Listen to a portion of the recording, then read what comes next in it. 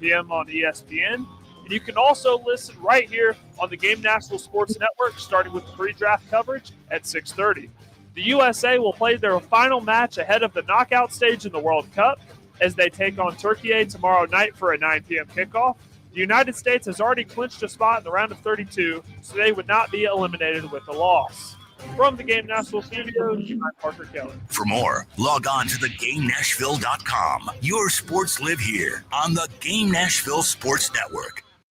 Your sports live here. WBUZ HD3 Laverne. We are the Game Nashville Sports Network. ESPN 94.9. The Fan. 30 years of the best sports talk in Middle Tennessee. It's the George Plaster Show, featuring Tennessee Sports Hall of Famers Kelly Holcomb and young gun Billy Derrick. And now, here's your host, George Plaster.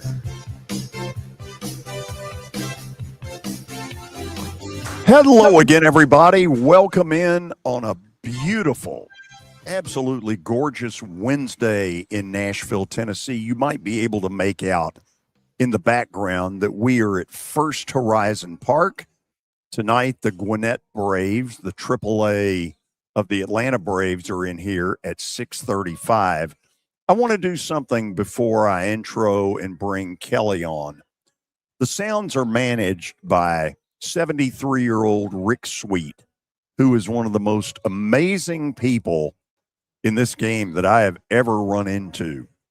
If you want to know more about him, Tyler Kepner, who is a terrific writer, Vandy grad, came in here several weeks ago and did a long story on Rick Sweet that is fabulous. I've spent the last 20 minutes talking with him about the story. And Kelly, it's a fascinating read. I mean, he told me, he said Tyler had done his homework coming in here. And I would encourage anybody who has not seen the article in The Athletic. It's a long one, but it is terrific. That's why I ask Jeff Hill all the time about, the manager, Rick Sweet, because like he's been doing this forever, and it takes a special person to do that because he's losing. There's changes all the time coming off his roster, off the organization, people trying to move up. And it takes a certain person, and he has no aspirations to go to Major League Baseball. He just loves what he's doing go here. That far? You wouldn't? Okay, No. well, but developing kids like that's just, I don't know, man. I just think that takes a special person, and I don't see how you do that because, like, I would get if I'm winning games. And then you take my best player, you take my best pitcher, you take my best. I'd be pissed off. I'm like, why are you doing that? But his whole deal is to get him to the bigs. That's his whole deal. And I just think it takes a special person for that. Kelly, the thing that I learned at a really young age, I was allowed the opportunity in my early 20s to be involved in broadcasting minor league baseball. And while I thought I knew everything going in, within about a day, I was like, you don't know squat. The thing I did learn, though, on the AAA level, I believe that's the hardest job in managing because you've got a group that's been sent down who's pissed off. They're not happy with their lot in life. Then there's a group that are prospects who have a good attitude, who think they're on the way up. And how do you see to it that the group that's mad doesn't infect the group that's got a really good attitude? I don't know how you do that, but I know this guy does it. I have no idea, George. That's the question inquiring minds want to know. Like, bringing all that, it's like making a hodgepodge soup, like bringing all that together and making it taste good. I don't know how you do that. I don't know how, what you just described, bringing guys down that are pissed off because they don't think they need to be in the majors and they're not on assignment. They just got booted down. I don't know how you do that, man. Good for him, and he's been doing it for a long time, and he's done really well. I am a huge fan of his. One day, I really want the opportunity to just kick back for 2 hours with him on a show and talk baseball. Just ask, 'Cause this just man ask questions. Yeah. You talk about a great storyteller. Oh, really? It's him. Oh my God. He told me one today. Do you remember J.R. Richard? I seem like I've heard the name. J.R. Richard in the early 80s was the most intimidating pitcher on the major league level. Eventually had a stroke. And the truth of it is, a lot of people didn't believe him when the stroke happened. It really had a tragic ending. But he was telling me one about J.R. Richard, about him sticking it in somebody's ear. Because at that time, you know, I do wonder, are all these people really throwing 100? Personally, I don't believe it. I think I've been around enough baseball to know when I see somebody that's cranking it at that level, and I'm not convinced there's not some cheating on radar guns and all that kind of stuff. But anyway, Really? oh Wow. yeah. Yeah, because I think look, if a guy's throwing 98, some guy up in a scoreboard can go, well, let's put it to 100 and watch the crowd go, ooh. You may be right, George. Okay, AI, so, man. AI. So we have an update, as you know, from Parker. And you and I are not going to go, ooh. Oh, no. Today you will. I have a surprise. Oh, is that Actually, We've never gone, ooh, Parker, ever. Today you will. If you're As long as you've been on the show, we've never done that. So we're not going to do it today. How do you know, Kelly? I have a surprise, like I said. Too busy. No, we're not going to do that. You I didn't hear me promise. say that. You missed that part. Yeah. All right. So here's my surprise. Yeah. Yesterday, Tony Basilio came on. He had a playing engagement this past weekend. So, of course, I asked about it. We got talking about instruments. He asked me if I played the piano. Well, Kelly, you weren't on at that time, so I'll fill you in on what you missed. Oh, Lord. My this going? mom teaches piano. And Tony asked if she could play Country Roads on the piano. And he said, you know what, Tony? I bet she could. So here's a video.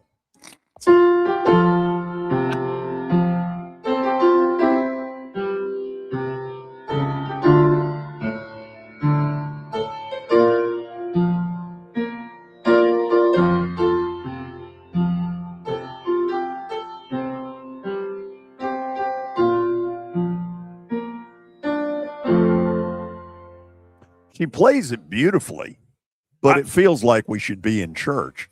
I know. How about that? And I don't think in church, I don't think you can just blurt out Mountain Mama. Maybe not, but I don't think it would be frowned upon, you know? It's a great song. It's a great song. Don't know about Kelly loves it. Yeah. I do love it. So yeah. for the But the time, unfortunate thing though, Parker's, was I didn't hear a note of it. Couldn't hear it. That's Wow. right. It was pretty good. Was it? Yeah. It was really Parker quite obviously good. didn't. Parker didn't get that talent.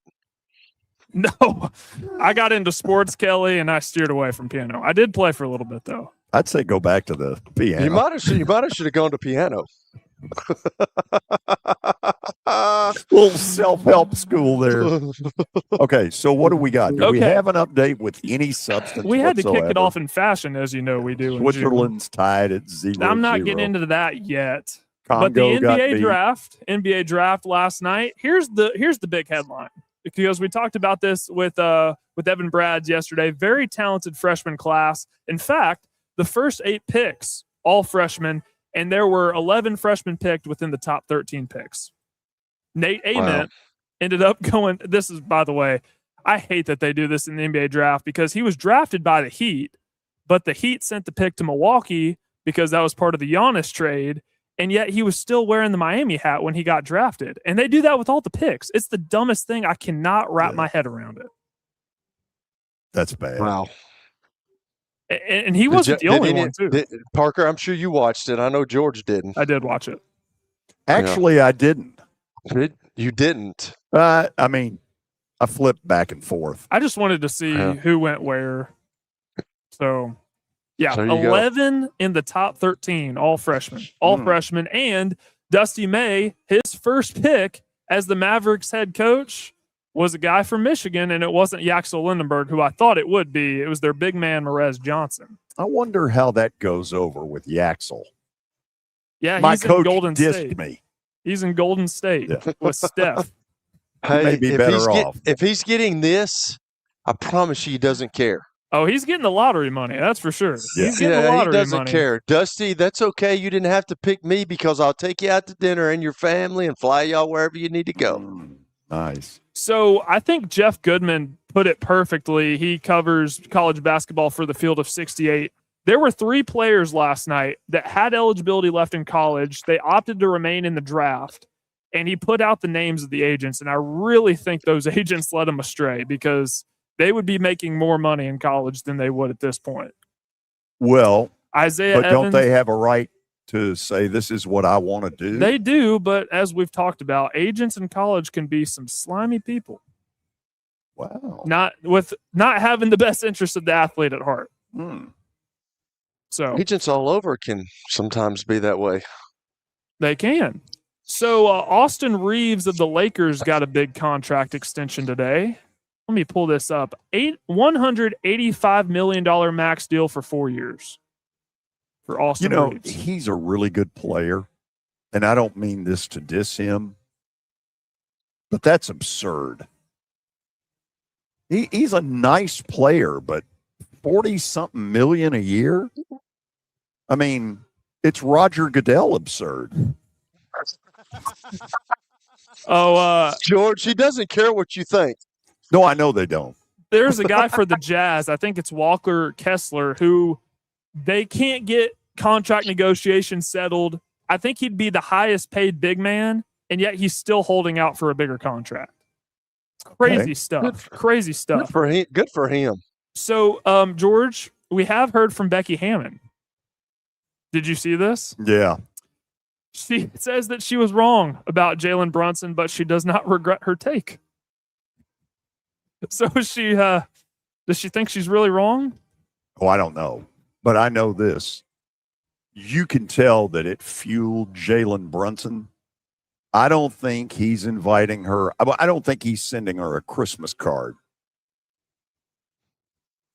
Pretty safe to say that's not going to be the case. Yeah. Becky Hammond. Keep going.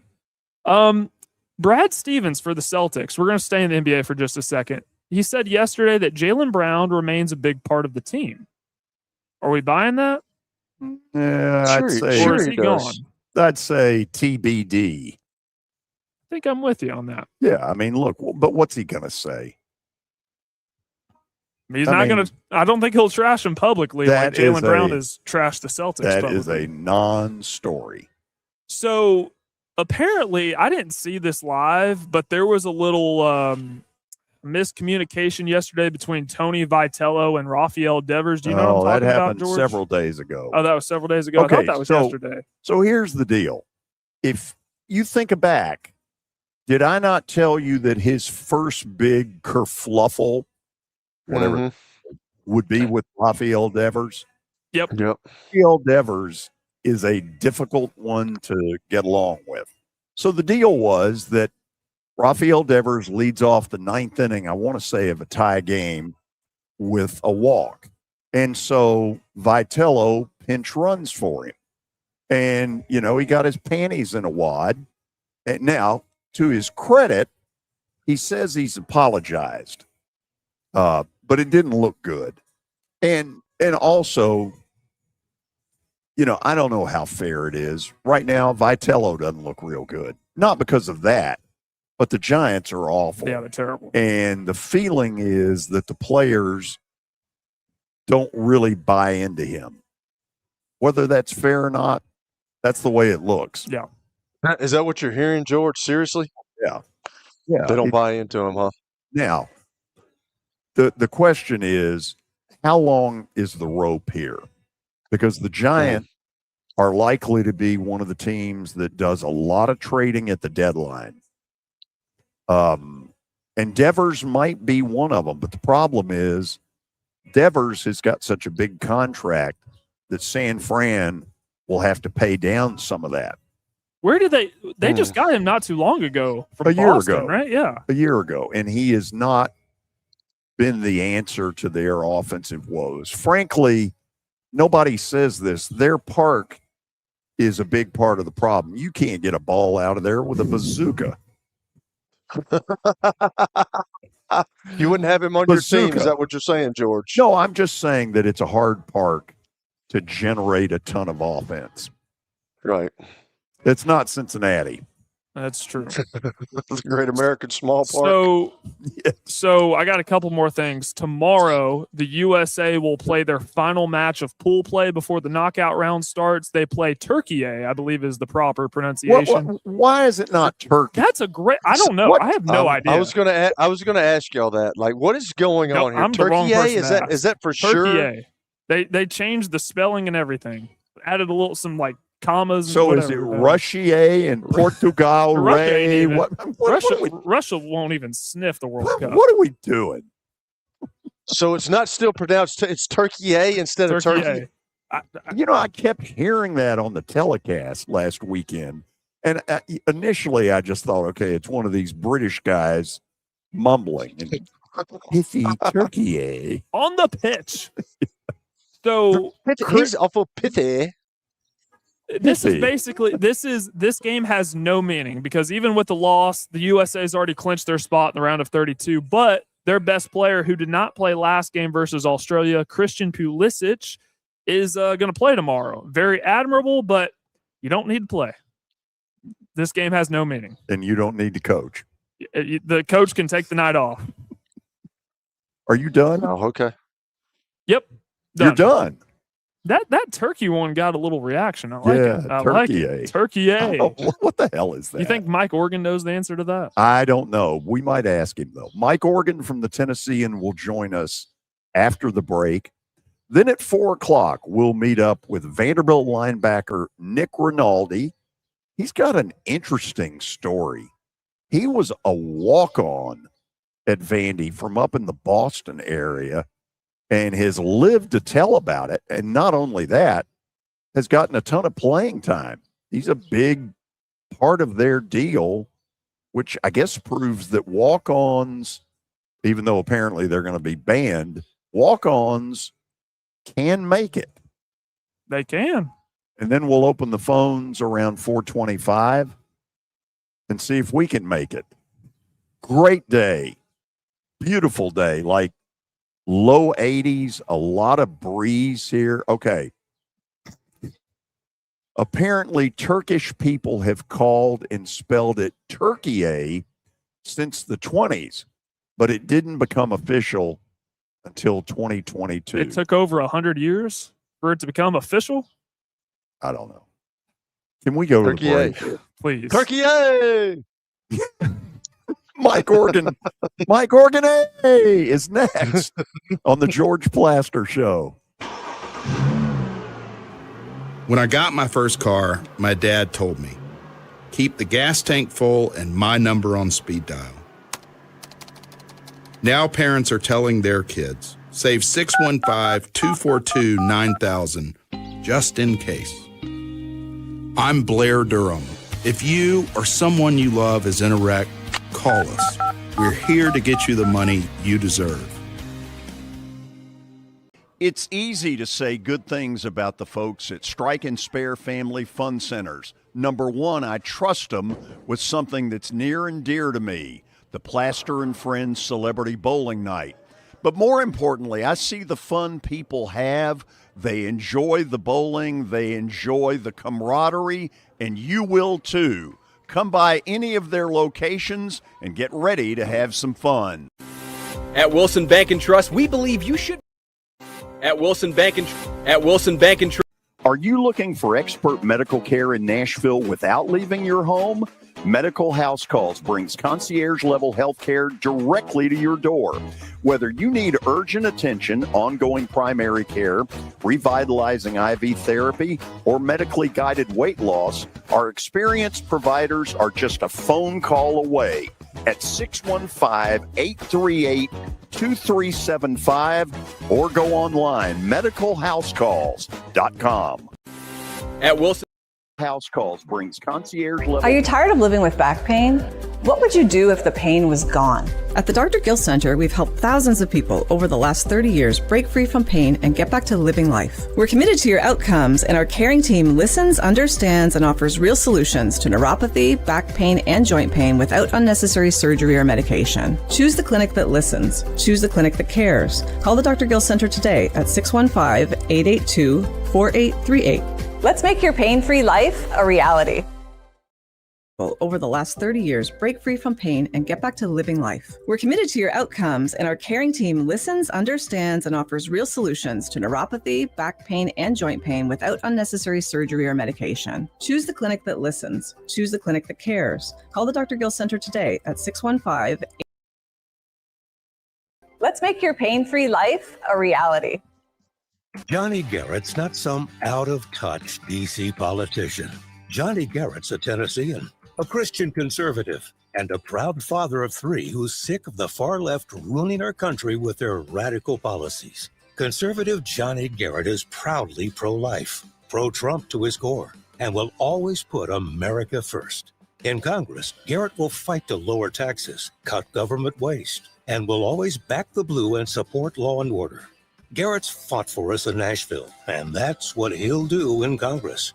No to biological boys playing girl sports. No to communist China buying our farmland. And no to criminal illegals invading our state. Because with Johnny Garrett, what you see is what you get. It's time to bring more Tennessee to D.C. Send Trump conservative Johnny Garrett to Congress. I'm Johnny Garrett, candidate for Congress, and I approve this message. Paid for by Johnny Garrett for Congress. ESPN Radio lives here. Your sports live here on ESPN 94.9 The Fan.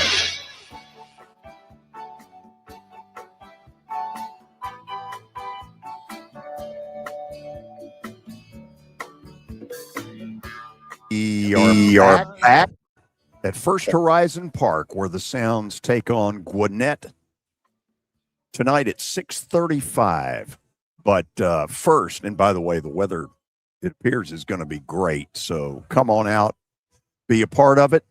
Mike Organ from the Tennessean, his weekly Wednesday update occurs right now. Mike, how are you? I am doing good, George. I'm just wondering, who will you pull for in that game tonight? I mean, you need Gwinnett to have a good program for your team. So are you torn in this game? No, not really. I mean, I know, I've taken enough of a look at Gwinnett. Gwinnett doesn't have any everyday players that there are no Austin Rileys or Ozzie Albies lurking. Now, they do have some pitching that would be of interest to me. I don't know who is pitching tonight, but in the past, when I've come out here for that, I just hope that their pitchers do well. How's that for being fair? Yeah, that's always interesting to me. That's a sign of a true baseball fan to be is one that watches the farm club. So I'm always impressed when somebody is into it that deep, because you don't have that in football and really in basketball. I don't think people cover the G League that much, but I'm always interested because I'm not a huge baseball fan. So I'm always impressed by people like that. Oh, I'm pretty deep into it. I want to hit you with a story that it's been out for about a week, but it really has gotten very little attention. And I was thinking earlier today, okay, if you take out the Music City Bowl games, other games that have been played at the football stadium, neutral site, I don't believe there's ever been one with the buildup that's going to happen for Florida State, Georgia in 2028 in the new Dome Stadium. According to this, Nashville beat out Atlanta, Charlotte, Miami, New Orleans, Orlando, and Tampa to get this game. Mike, that's big time. Just another sign, George, of just how big Nashville has become, how much of the it city we've become in sports, entertainment, music, you name it. And it didn't surprise me. I'm sure it didn't surprise you that we would beat those cities out, and especially considering that we've got a Super Bowl coming on the way, and that played a key role, obviously, in this. Not only the stadium will be up by then, but getting the Super Bowl was kind of the final domino fall in that decision. I've talked to Scott Ramsey about it, even though he didn't have anything to do with this. This is not a sports council deal. This is more of a Titans deal. They've signed with another company that's bringing this. I don't even know what the company is, but that's who's backing this, and they've worked exclusively with the Titans in it. And I can tell you that we're going to have a lot of games like this. This is the first. We will have games played before this. We'll have games played in the 27 season. I'm sure we'll have probably a kickoff game, August 28th, 29th, 30th, whatever that first week 0, I guess they call it, whatever that first week is. We'll have a game similar to this. I don't know if it'll be bigger. This is a pretty big game. These are two traditional powerhouses. So, but we're going to start getting games like this, and it's kind of cool that this one popped up first. I don't think it's the way Scott and some of the other city leaders wanted it to happen. They kind of wanted it to come up in chronological order, I guess, as the seasons come by. But it just shows how big we are and what of an attraction Nashville is. Yeah, and if Florida State can get their act together, that's two top 10 kind of programs that would end up going at each other. So tell me, speaking of things going on in sports, you all had a story yesterday about a new site that is going to come up in Franklin, Tennessee. In fact, it's right in BGA's backyard over near Mac Hatcher Boulevard.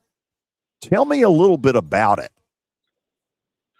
I don't know a great deal about it. I did know that those three entities were working in conjunction, trying to do something like this. I do know, as you said, it kind of backs up to BGA. It kind of makes sense that it would be in Franklin and Williamson County, where you still have those kind of land opportunities. I mean, and I just think it's cool that the three professional teams can work in concert like that. And the seasons are such that they're going to be able to share that and not have many conflicts. Of course, they all have their own practice facilities, so you know it's not like they're going to all rely on this one place. And I think you'll see. This is what I like about it is I believe what you'll see with this is more opportunities for fans to be able to come out and watch. There's no reason to go out that far away from your home headquarters and hold an event, even if it's just a practice, a scrimmage, or whatever, and not allow fans to be a part of it. So that's what I'm hoping more than anything is that this is going to be an opportunity for fans to get a look. And here's another thing, George, and you know this for how often you have to drive downtown. You're not going to have to drive downtown into Nashville traffic to see it. Now, if you're over on this side of town like I am, you're still going to have to go through, you either got to go 840 or you're going to have to go through Nashville to get to Franklin. But there's a lot of people in Franklin that are not going to have to deal with Nashville traffic to see one of these professional franchises play or practice or do whatever it is they're going to do out there. And I like that. I like that for the fans. So the three entities that he's talking about are the Predators, the Titans, and the Nashville Soccer Club. And what they're planning is a Franklin sports complex that apparently will have it all. And that is great news. Just because anytime you have an addition of sports in our community, it's a cause to celebrate. One last thing from me, and then I'll turn it over to Kelly. We're going to have Nick Rinaldi, Vanderbilt linebacker, on the show today at 4:00. And in the times I've been with Nick and talked to him, Mike, the level of praise that he has thrown at Clark Lee, when I asked him, how did this happen? How did you all get to a 10-win season? And I told him up front, I said, look, I've watched 50 years of really bad football involved in my alma mater. And so I was probably one of the last to the table to believe that they were going to get to what they got to a year ago. Anyway, his answer was absolutely Clark Lee and the culture that he's created. What I like, and I give Candace some credit for this, in that Candace picked Clark. Clark's her man, and she turned it over to Clark, knowing he was a Vanderbilt graduate, knowing he knew the culture, knowing he knew what it needed to happen to the culture, because he had been to other places where the culture was right, such as Notre Dame. And she had faith in him to do what he needed to do. Then she supported him. People get, the relationship between an athletic director and a coach is so much different than most jobs, like you and I have, and anybody else has always had. An athletic director is the boss, yes, but they work in conjunction so much with their coaches that it's different than, just having somebody that stands over you, tells you what to do, and you do it. All you are is a conduit between the boss and the chore. There's so much that's put on the coach if the athletic director does their job correctly. And I give Candace credit for allowing Clark to do that. Now, like Nick said, and like you're pointing out, it was all Clark. Clark knew how to do this, and that he's to be credited for that. I don't mean to take anything away from Clark, but what he did, and I am just like you. I've been around a long time. I covered that team for 10, 11 years, was out there on a daily basis, never thought I'd see anything like this.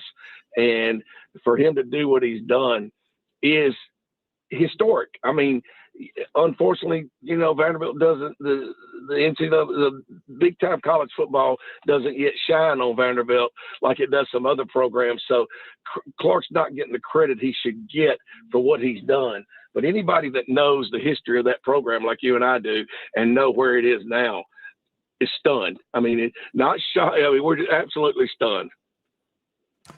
Kelly, what do you got for Mike?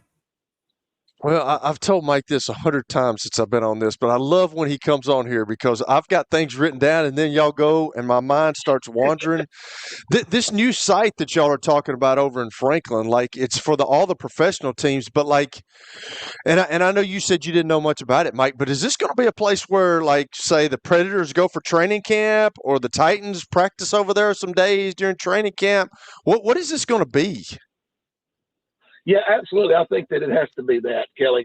And what I like about it is that the Predators kind of laid the groundwork for this with what they did in Clarksville with F&M Bank Arena. And they, that place, that's their place, basically. Now, the Cats use it now, and the Cats have taken off with it, found a fan base, and are having success there on the field and with their fan base.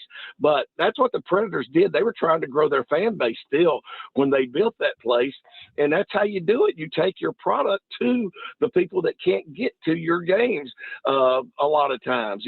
People in Clarksville, specifically the Army base, the military base there, it's not so easy for them to just pull up and come down and catch a Predators game. So you take your product up there.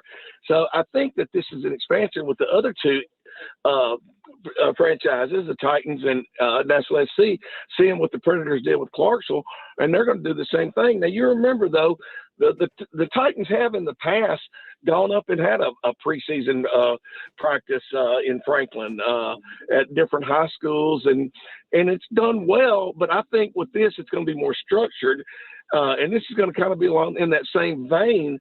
But now you're going to have something that people are going to expect that venue to have pre-exhibition, preseason games, like not games, but practices and different events, and they're going to look to that venue for that.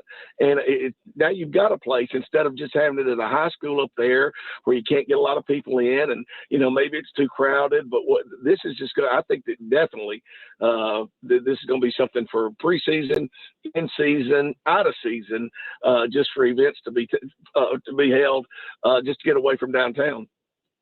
Mike, and okay, this is my last thing, but I'm intrigued about it.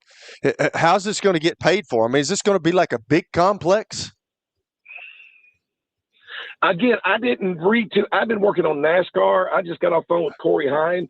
I don't know if you watched the race this week, but he's not even a rookie. He's racing part time, and he won a race Sunday. So I've been hunkered down with NASCAR the last 2 days, and it was news to me when the story came out, and I didn't have a chance to read it. I would imagine all three franchises are chipping in. There's no reason for those franchises to use tax dollars.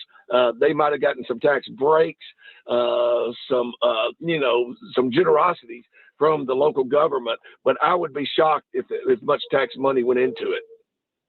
So, Mike, I'm gonna.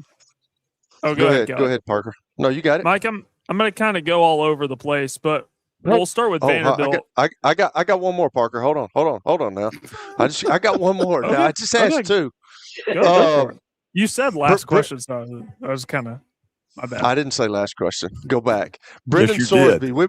Did I? Okay, we've been talking about my bad. Sorry, Parker. Okay, this will be my last one. So Brendan Sorsby, we've been talking about him. And I had a call yesterday from Chip, everybody, Chip Walters, and he said, I've been listening to the show and all that, but I want to know this.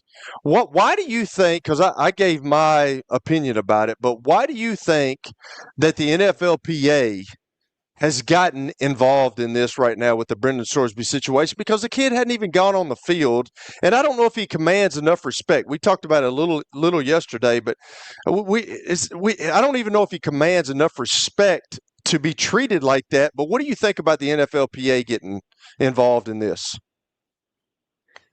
My initial thought, Kelly, and I don't know if it's right or not. Not enough has come out. Not enough people have spoken on why they did what they did, but was that it was finally about time that some of these groups did something right for a change, did something for a reason other than financial.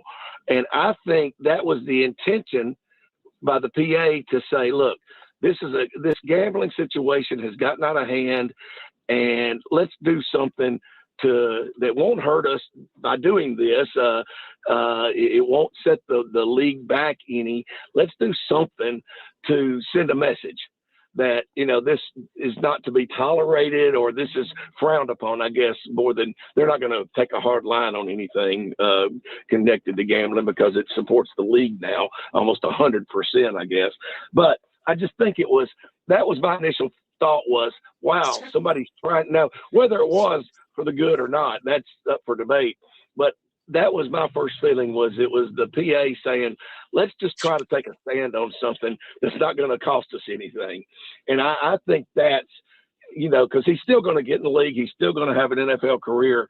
The only person that's hurting this is Brendan Sorsby. And I think that's what they wanted to happen, was to punish him in some way and then take credit for it. Hey, Kelly, do I have your permission to ask a question now? Hey, go ahead, Parker. All right, Mike. Now that it's just you and I now, will Tyler Nickel get drafted tonight in the second round of the NBA draft? I think he will. I think he's got enough versatility. I think he's got some room to grow. I don't know how soon he becomes integral on whatever team takes him, but I do feel like he'll get drafted. I'm thinking mid-round to late, but I think he showed us enough at Vanderbilt when there were some injuries and things like that. Then he stepped up, and I like him, and I think he'll get drafted. And I'll tell you somebody else. I hope you weren't planning to ask about this, but Tennessee State, Aaron Nkrumah will also get drafted. I've been told he's a lock by a pretty good source to get drafted tonight in the second round. And this will shock George. He'll be the first Tennessee State basketball player drafted since Carlos Rogers in 1994, I believe. Oh, wow. Yeah. It has been. Robert Covington was not drafted. Anthony Mason was not drafted. So he's going to be the first since then, and I feel pretty confident. He went to the NBA Combine, and I feel pretty confident he's going to get drafted tonight. So Tyler Nickel, kid from Tennessee State, Jacoby Gillespie for Tennessee. Is there anybody else I'm missing that could get drafted tonight from the state of Tennessee? I don't think so. You said Gillespie, and we know he's going to go. Felix Okpara. Yeah, that would be the other one. So yeah, I think those are the only ones. Did Memphis have anybody left? That would be my only question, and I don't know the rest of the what's remaining in the field to know. I haven't seen anybody from Memphis on the best available. Just kind of Nickel, Gillespie, Okpara was on there. I think Okpara is actually the highest rated prospect left from Tennessee. I like him, and that doesn't surprise me. And so I definitely think he'll get drafted. Okay, so now going to Vanderbilt football. I talked to Andrew Allegretta the other day, and they have a lot of good returning players, got a lot of good players out of the transfer portal, at least in the skill position. I expect the offensive line to be good again this year.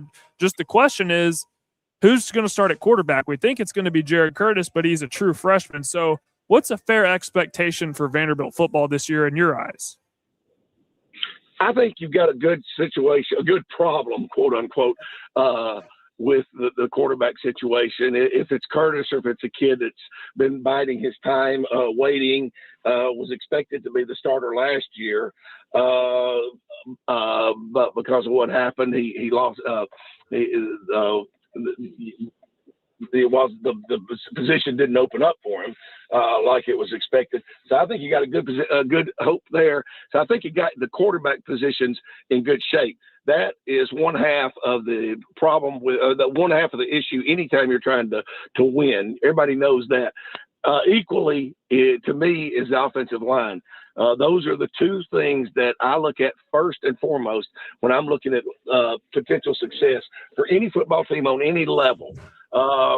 And the offensive line at Vanderbilt last year, I don't care how good people thought it was or how high it was rated, it was still underrated. It was excellent. It was epic. It was not only what I think was the greatest offensive line ever at Vanderbilt, and Vanderbilt has had some good offensive lines in the past, but it was the best that they've ever had. Maybe not player by player, but as a unit, and the depth that they had and the rotations they were able to make and keep those guys fresh up front, which Vanderbilt has never been able to do. Vanderbilt has put together 5 good linemen in the past, and they've been able to hang with Alabamas and Georgias and LSUs and Tennessees through 3 quarters or at least through a half. But those front lines always wear out, and that's why they always lost those games late. And now they've got depth like I don't think there was an SEC team last year that had the kind of depth that Vanderbilt had with some of the things I was told about the rotations they were able to use and the number of players they were able to use. So you mentioned early on, Parker, that they've had a lot of signees and they've had a lot of offensive linemen, or those have been some of those signees. I'm eager to see if they're going to be able to step in and keep that line where it was last year. Like I said, not necessarily as one dominating player or 2 or even 3, but continue the depth of 8 or 9 players that can rotate in and out and stay fresh for all 4 quarters.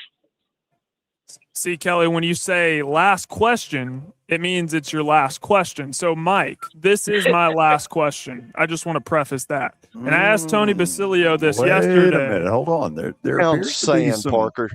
You little in the room. Put the pins back in your pocket, nerd. You're the one that's the nerd. Do you have a question? I do. Mike, what's your interest level been in the World Cup? Here's what I like about you guys. You guys talk more than I do when I come on, and I love that. I'd rather listen to y'all than listen to me. So let's keep that.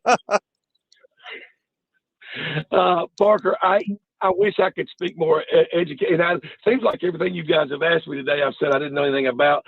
All I know about the World Cup pretty much is what I've heard your workmates talking about. I really like Nick Frazier. I think that he's knows the sport, knows the World Cup well. And it's insane, his knowledge. It's insane. He talks like a not a coach, but some guy that created the sport. And to not have great interest in it, I catch myself surprised at how much I listen to him. And I guess my expectation mostly is what happens with the U.S. team and the hopes of it doing perhaps advancing as far as it ever has, at least since 1933 or something like that. And from what I've heard, and I've also read some our coverage, obviously, there are enough top line players on this team. And this kind of goes back to the same thing with Vanderbilt having depth at offensive line. It sounds like we've got enough players at the top of the game that we have that potential this year. So I, along with probably the bulk of casual soccer fans, that's what I'm looking for. I can't tell you who I think's going to win or advance past the knockout stage or whatever. And that's a phrase I didn't know before this year. But that is basically how I feel. It's gotten my attention enough that I'm watching to see what U.S. does this year. God forbid we have any American announcers. We've got all these boring British people that use words like pithy. And Turkey. George, you should have volunteered thank yourself. you for joining us. George, have you told the World Cup that you used to be the Memphis announcer? I mean, they probably don't even know that. They may not know. Memphis that it State. was Memphis State. Thank you for doing that. You could have Mike, had one of these positions. It's just a matter of time. Mike, thank you as always. Appreciate it. Thanks, guys. Always good to be with you. Mike Organ from the Tennessean joining us. After the break, I'm going to do a quick segment that is going to have you going, wow. Better stick around on the George Plaster Show. When I got my first car, my dad told me, keep the gas tank full and my number on speed dial. Now parents are telling their kids, save 615-242-9000 just in case. I'm Blair Durham. If you or someone you love is in a wreck, call us. We're here to get you the money you deserve.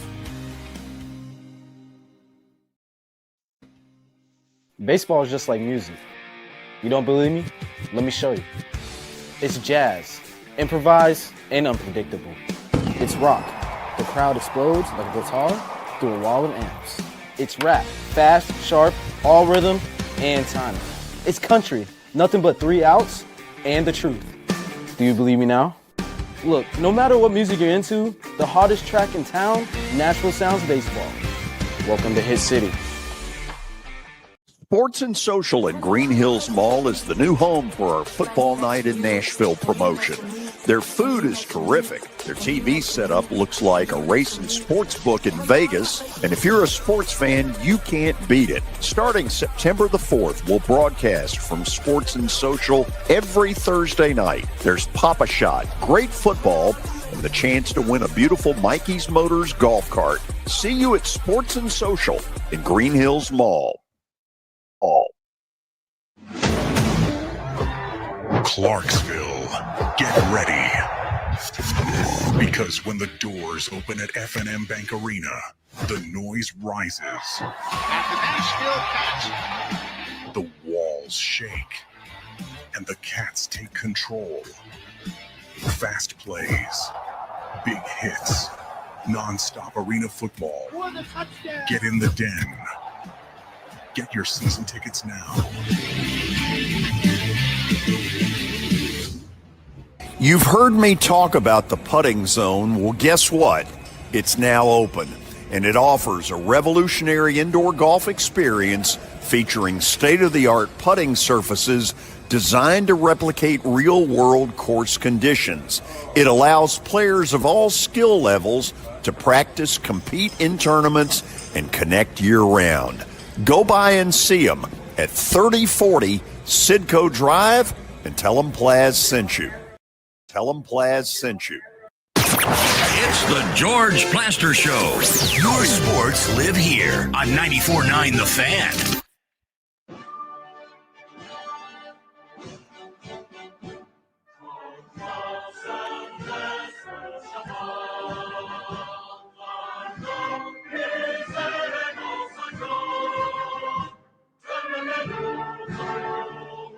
What in the world is this? I'm afraid I know, but You know what this is. is this Turkey stuff? Turkish national good anthem. Lord, get it out of here. We live in America. We're not asking for red-blooded Turkey-A's. So From Kelly, the 1920s. So Kelly, the Athletic hold 100 Major League Baseball players anonymously to get their takes on the worst organizations in the game. And there are some absolutely hilarious comments. Pittsburgh Pirates, anonymous. They just don't want to spend money on anything. It's like fighting tooth and nail to get equipment, get treatment stuff. They're spending a little bit of money now, but still going to say the Pirates. Then there's some really encouraging words about the White Sox. From teammates who've played there, they're like, the video room is one laptop in a closet. They're just behind on that stuff. Here's a beauty on the LA Angels, whose owner, Artie Moreno, is a strange bird. Winning isn't even a top 5 priority. God. They have no idea how to make anyone better at anything. And that's from guys who worked there. They have no idea what's going on. On the Marlins, whoever said this says, I say Miami because I'm from there. They don't have any fans go to the games because they're always getting rid of the players. You watch the World Baseball Classic and that stadium gets packed. There's so many baseball fans in South Florida. I want them to be good, but they just don't spend. Now, what teams have good reputations? Top 5 answers on the board. Kelly, what's one of the top 5? I mean, the Dodgers. Do they have a good reputation? They come in number 1. Because, like, The I know they're a Braves. really good organization. Parker, hush. We're not finished. No, I have a question. But because they've kind of ruined baseball with how much they're spending, is it technically considered a good reputation? Well, they have a good Parker. reputation because they pay and they. Fair enough. Go to timeout right now, please. Okay, the Braves. It was a good question. Who's number 2, Kelly? Well, okay, give me another of the top 5. It's either the Braves or the Yankees. Both. The Yankees come in 2nd and the Braves come in 5th. But it's ironic that while the Yankees are on that list, they also got a few that said not so good. Okay. So we're looking for 3. So we're looking for 3 and 4 3 now. of the 5. You've gotten 3 of the 5. I'm going to say the St. Louis Cardinals. Okay, the St. Louis Cardinals are on the good side, nowhere to be found. Really? They're not in the top 5, huh? Golly. Okay. Nope. Are the Cubs on there? The Cubs are 3rd. No, You're welcome, Kelly. There you go. Who's Whatever, 4th? Parker. Who's 4th?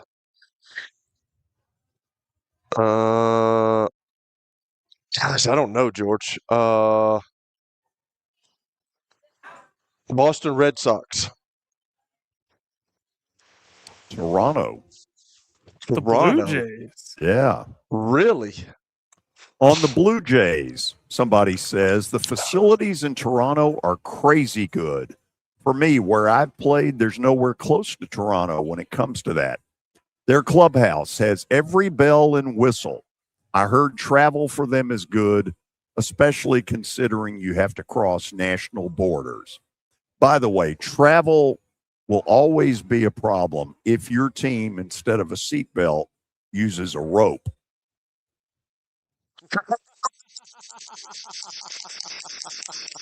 So, Kelly, let's put you on the spot. If we did this poll in the NFL, what team has the worst reputation?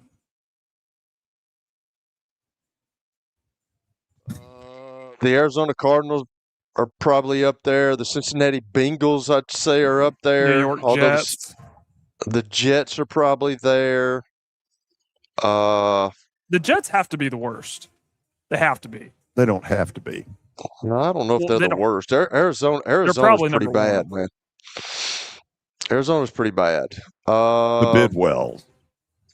Yes. I've told you, some owners just think about that as a business. I mean, they talk about winning at the beginning of the season, but do they truly care about winning, you know? By week 4, can be up in the air. Okay, That's we're right. out of here for hour number 1 from First Horizon Park, where the Sounds play Gwinnett tonight at 6:35. When we come back, stat of the day, which frankly we've been killing in recent days, and then Vanderbilt linebacker Nick Rinaldi will join us. Get ready, 4 o'clock hour, next on the George Plaster Show. The director is back. Hello again, everybody. It's the George Plaster Show. Hope you'll join me, Kelly Holcomb, and Billy Derrick Monday through Friday on 94.9 The Fan from 3 to 5 p.m. Talk sports with the Plaz. The George Plaster Show. Weekday afternoons at 3 on 94.9 The Fan and the Game Nashville Sports Network.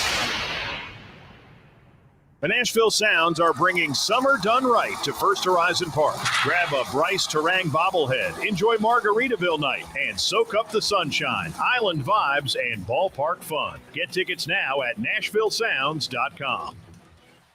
Experienced plumbers, Busy Bee HVAC is hiring. This could be your next big move. Earn $30 to $45 an hour plus commission, bonuses, a company vehicle, paid vacation, health insurance options, advancement opportunities, and stable year-round work with supportive leadership. Bring your professionalism and positive attitude to Busy Bee HVAC. Visit busybhvac.com. Call 775-7833.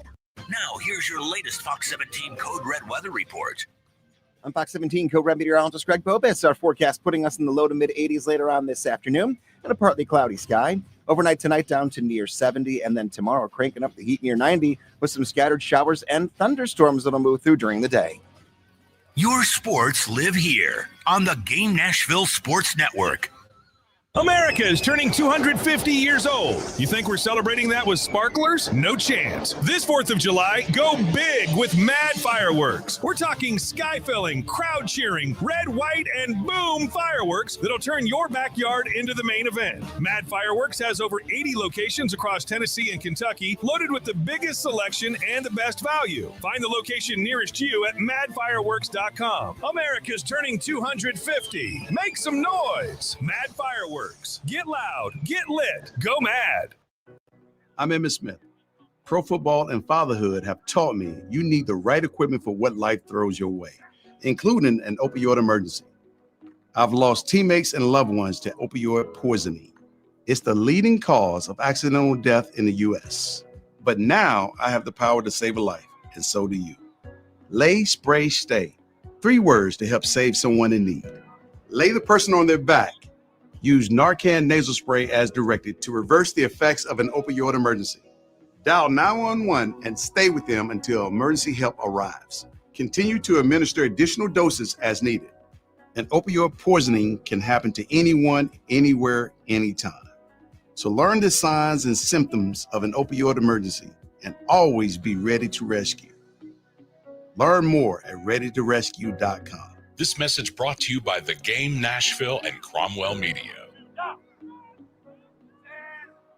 Johnny Garrett's not some out-of-touch D.C. politician.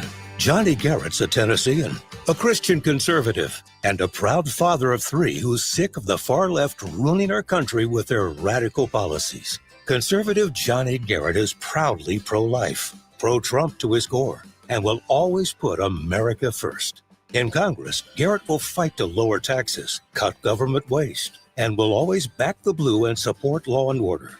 Garrett's fought for us in Nashville, and that's what he'll do in Congress. No to biological boys playing girl sports. No to communist China buying our farmland. And no to criminal illegals invading our state. Because with Johnny Garrett, what you see is what you get.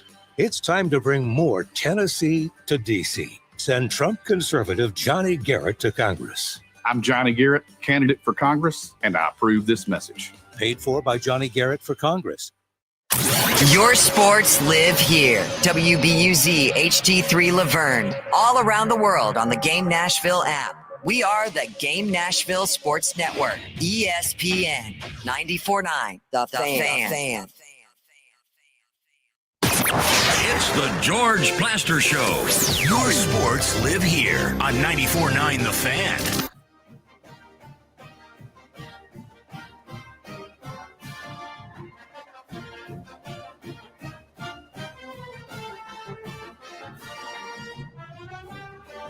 For our stat of the day, brought to you by Apple Collision Centers.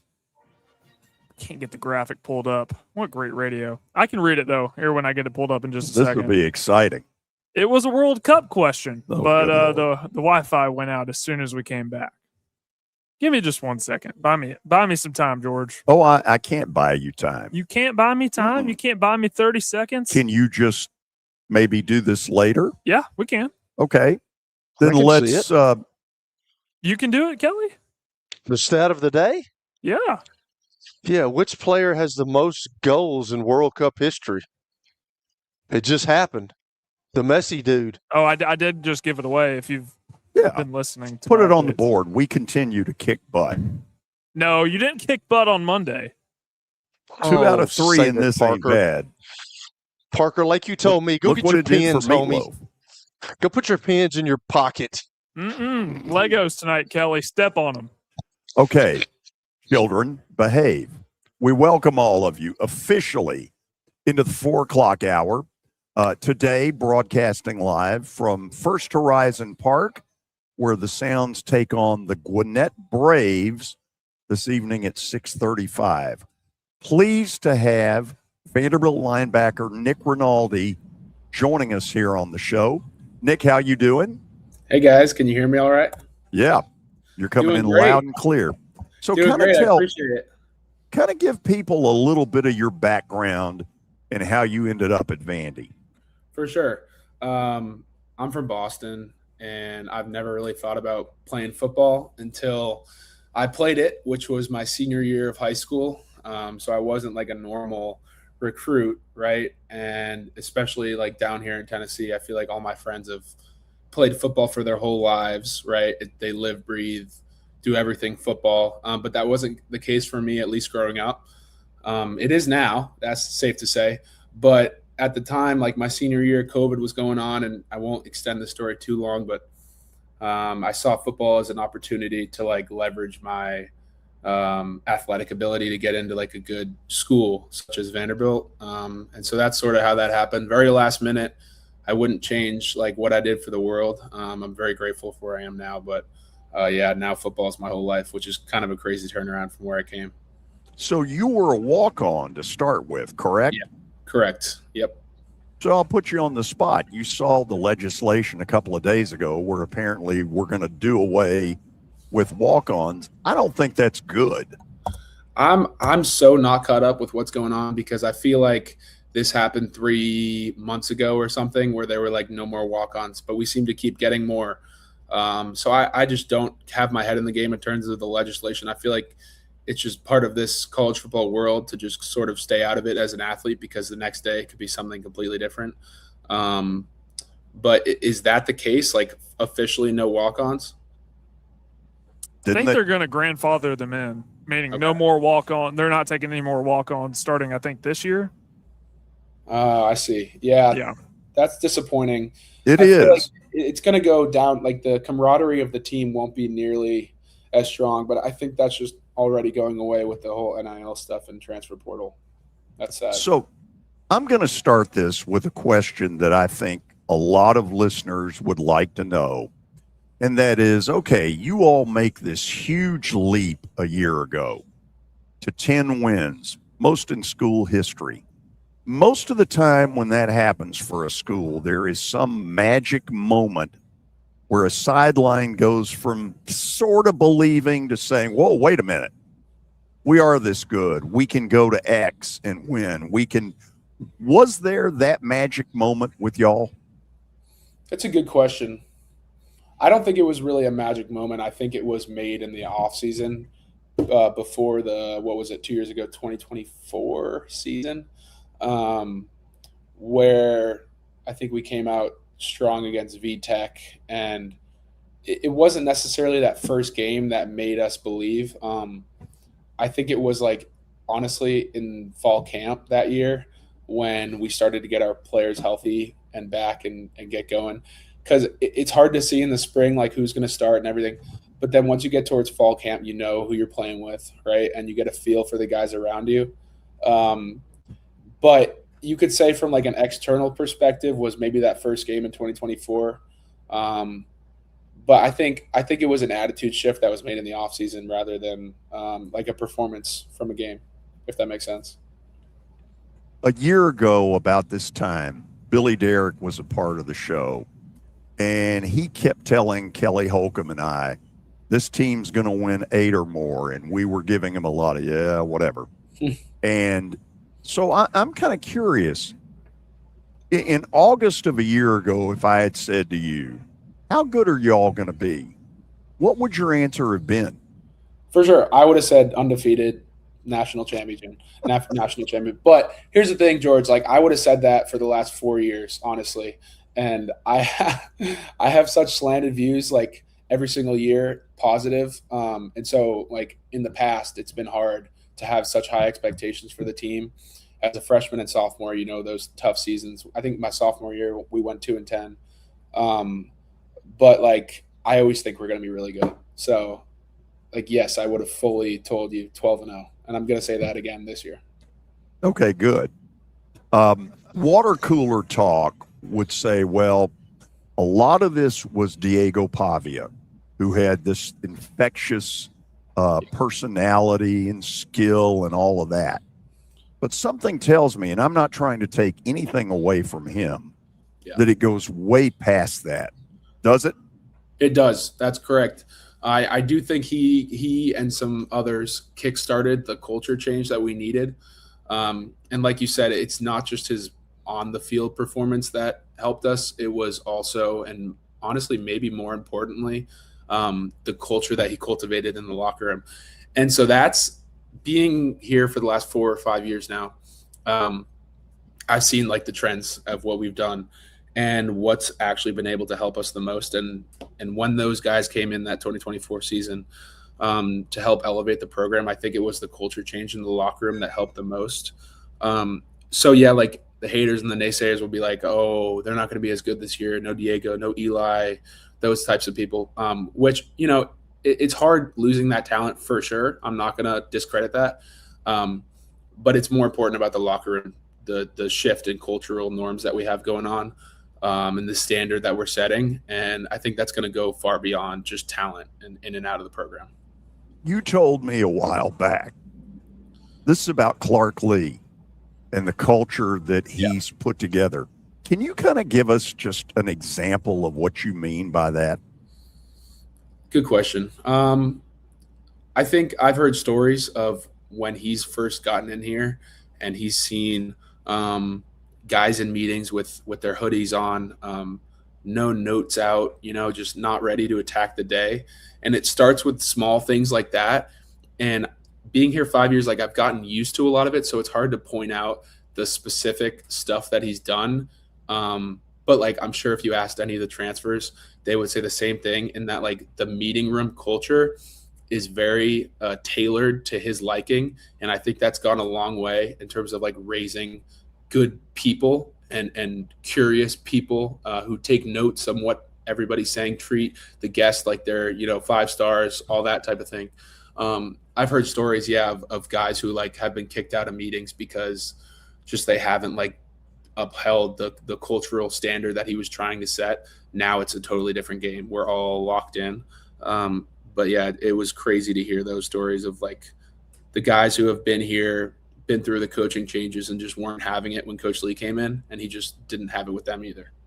No, he's told me the exact same thing, that it floored him early what he was dealing with. So here's kind of one other water cooler talk kind of thing. Mm-hmm. Is this sustainable long term? 100%. 100%. It's the culture. It's going to come down to the leaders, I think, of the team and how much they can actually repeat the same cultural tendencies in the locker room. Like, I promise recruiting will do their thing in terms of handling the talent and the skill and paying the right people. All we have to really focus on is the culture, and trying really hard right now to get that right before fall camp, really.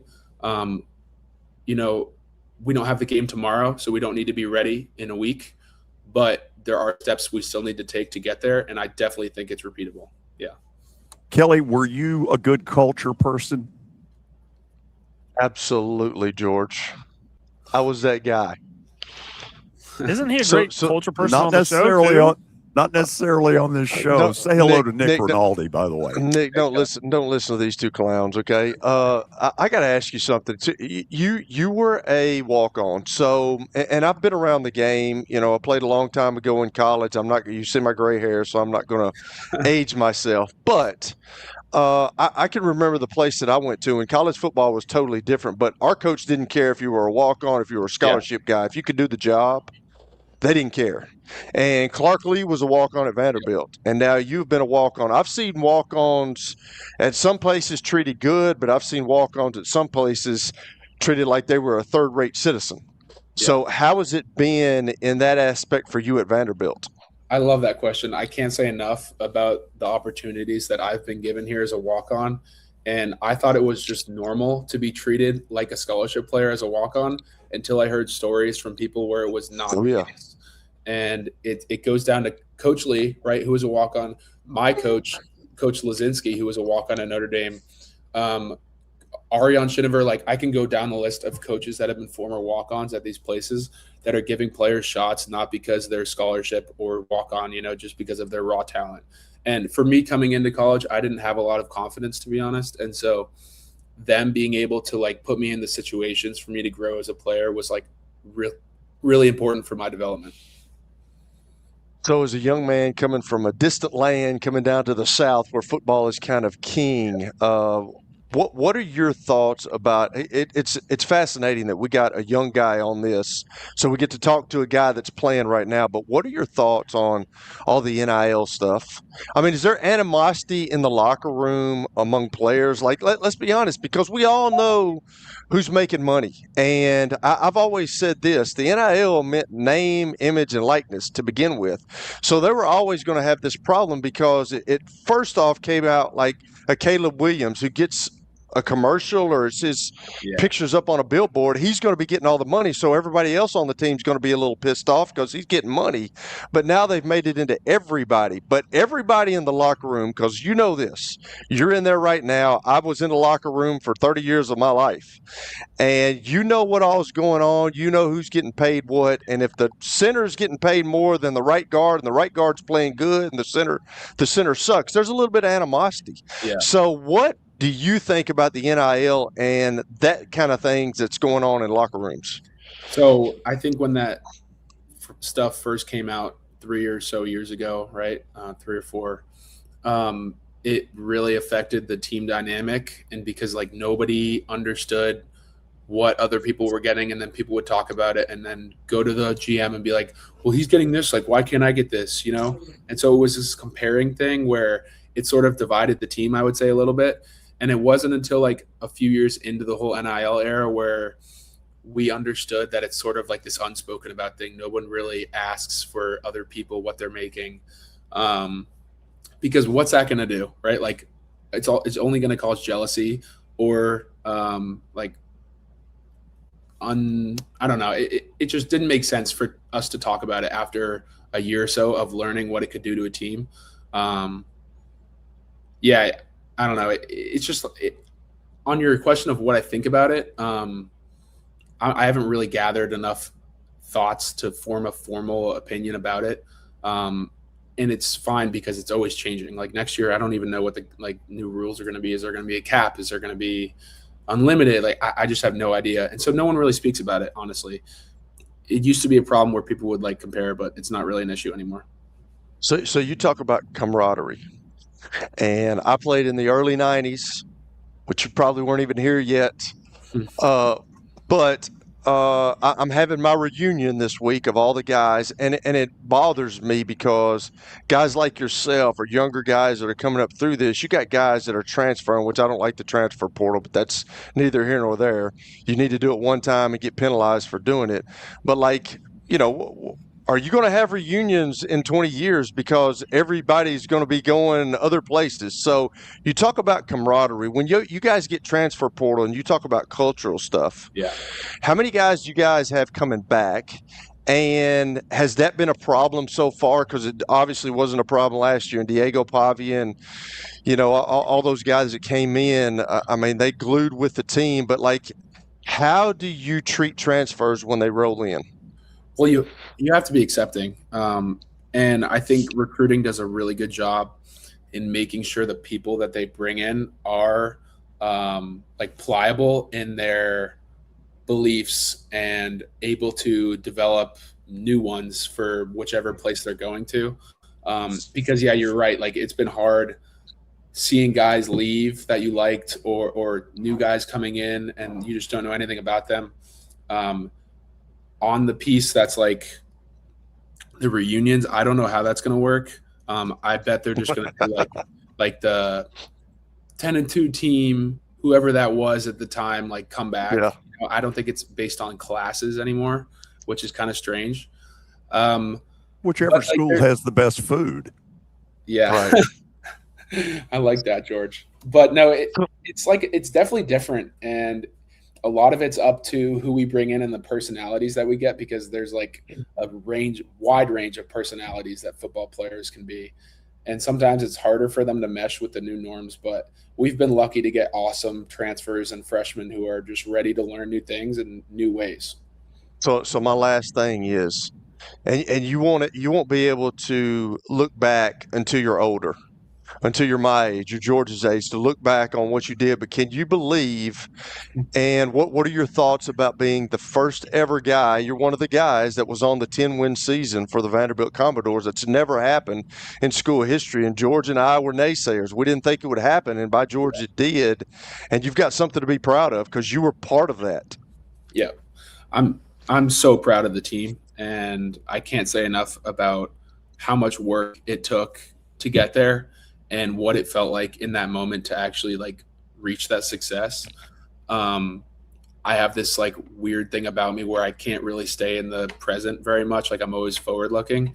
And so I stayed in the 10-2 season for a little bit. Right. And at some level though, I had to move on, and now I'm just looking for the next undefeated season that Vanderbilt's going to have. So, it was awesome, a great feeling. And I can point out some specific games where it was that feeling really came to fruition, standing on that field, looking at either your fans cheering for you or the opposing fans, leaving the stadium. But it's sort of this hard thing that you can't really put into words. So happy for the team though. Really proud of the work that we put in. So Nick, you mentioned at the very beginning that you're from Boston and, pro sports area. Coming down here to the South, has it been almost a culture shock to see how big college football is, especially here in Nashville? Culture shock, to say the least. It's not only my teammates that live, breathe football. It's the whole community, the high schools, all the school systems, the parents. It's all they talk about. I've been to a high school game in the area, CPA. One of my buddies has family that went there, and it was just this.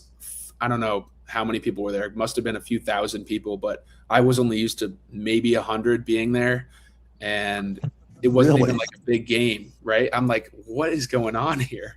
And so now it sort of makes me rethink where I want to stay in the future. I'm this South thing is pretty appealing to me. I could see me raising a football family down here. Man, it's hot. It's hot down here, Hoss. It is hot. It is hot, but I think you could find a good middle ground there.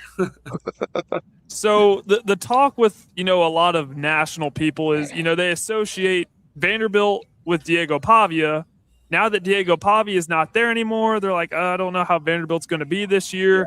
For me, I see a lot of the moves that, the team has made in the offseason. I see the people that they've brought back. The question is, who's going to start at quarterback? Now, we all think it's going to be Jared. But for you, what's Jared been like, coming in as a freshman? Has he been able to kind of grab this thing by the reins and, earn people's respect? He's a really hard worker. He's a young kid, so that comes with its own things. But, he's a really hard worker. He's got the talent. He's got the ability. He's got the effort piece. I don't have enough good things to say about him. Like, he's just a really good guy. And I really look forward to seeing him thrive in this program. So I played, Jared played in the Division II single A classification. I played at that level. Talent's not exactly the best. There's some talented kids, but it's not, across the board. Do you think there will be a learning curve for him, now transitioning to the SEC? And do you think he'll be able to make it rather quickly? I think there's a learning curve for anybody. And, you see it for Jared, but, it happens to so many guys too. And for me, it was like I'm coming from a school where we treated Division III recruits like they were 5-stars, and we would double them on the exterior. I came from such a different world that my learning curve is probably worse than anyone's ever could be. And so, yeah, it's going to be hard for him, but as long as he has the right personality, which he does, he'll be totally fine. So you seem very well-spoken, and I know you said that you're not necessarily following the day-to-day with – there are a ton of lawsuits going on in college football. To cover this stuff in the offseason, you basically have to be an expert in the law, which I am not. But would you like to see more player representation when it comes to the decisions that are being made behind the scenes? That is a great idea, and I think there are some platforms that we can use. But, yeah, it would be cool to see a little more difference being made by the players themselves than the lawmakers. Yeah, it's a good idea. I haven't thought about it, but it is a good idea. Do you ever see coaching in your future after your playing career is done? Man, the hours that they spend coaching, I don't think so, to be honest. Woo! Really? I don't think I could. No. And the coaching carousel that happens every offseason and switching locations and all that, I don't know, man. I don't think so. Smart. Very. My last thing for you, what would you say is the toughest part about playing linebacker in the SEC? Ooh. Let me think. Aside from tackling the best running backs in college football, I would say the toughest piece for me is not on the field, but it's the time management piece off the field. And being at a school like Vandy where Coach Lee's going to make you go to class, right? It's like a high-tier institution. You're not coming to this school to not get a good degree, right? So go to class, meeting, practice, lift, rehab, everything mixed into one every single day has been maybe the hardest learning curve for me more than the football side. And I know it's the same case for a lot of the other athletes here too, especially the ones that have transferred from less high-quality academic institutions. But the easy answer would be tackling the running backs, right? Because or honestly the exterior receivers, those guys are athletic specimens that I've never even come close to in my life. So it's hard to bring them down, but the harder piece and more accurate would be the time management, I think. Okay, let's close this in style. I've been to Boston. I've been to Fenway.